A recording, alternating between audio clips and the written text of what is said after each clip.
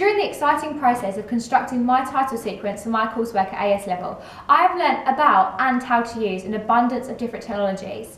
Initially, I was reluctant to explore new technologies as I was in the mindset that it would be too hard and I wouldn't be able to work them.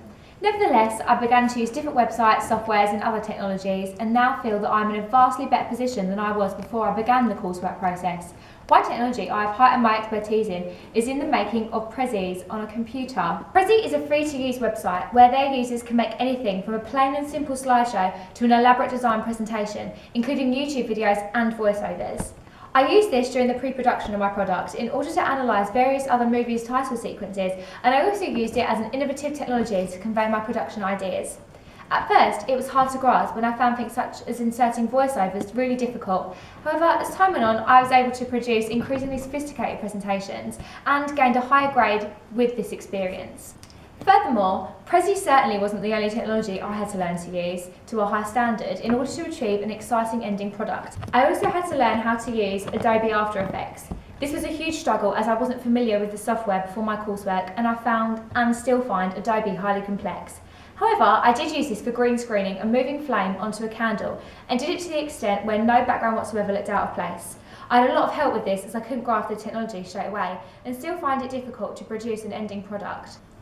For example, I've learned with Adobe Effects how to change from this background to, say, a tropical beach or even this, and I can produce text on the screen just like this. I could have used this technology a lot more and possibly have ended up with a more advanced product. However, I shied away from using it too much as it took me far out of my comfort zone. This is something I am already working on to improve in order to be prepared to use it for the next year at A2. Due to the fact that I didn't use Adobe for anything but a green screen, I used Serif to edit everything else during post-production. Serif was also a new learning curve for me. However, I really got to grip with this technology, and the more I used it, the more I got used to it. I started earlier than my production, making amateur videos and editing them in order to be able to use the software to a higher standard during my coursework production. I enjoyed using this software the most as it allowed me to challenge myself to a comfortable extent, especially involving sound and volumes. During the next coursework, I will look to use Serif less, however, and explore other technologies. In addition to the editing softwares, I had to get used to the camera, a HD CMOS Canon that I used. Furthermore, I also used an iPhone 4S during pre-production to film a makeup tutorial. I found this one of the easiest things to adjust to using, as I already had experience of using video cameras and iPhones especially. I would have preferred to have been able to use a variety of different cameras beforehand and had a choice of what camera we filmed in. However, I feel that the filming proportion went really well, despite having to keep refilming certain shots to ensure perfection.